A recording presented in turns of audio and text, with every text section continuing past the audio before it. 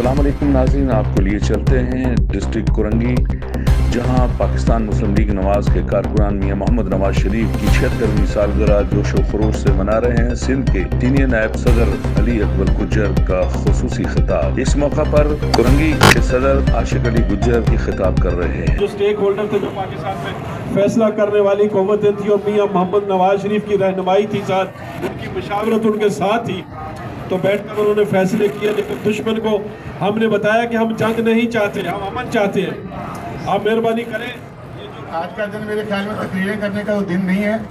आज का दिन हमें अपने कायद मोहम्मद अली जिन्नाह और कायद मियां मोहम्मद नवाज शरीफ की सालगिरह का केक काटने का दिन है।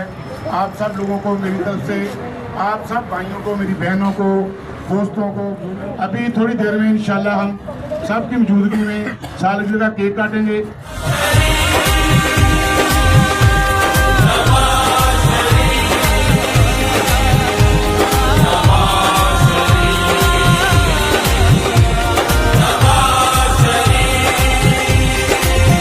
सांसों में बसा है प्यार तेरा, आँखों में तेरी सूरत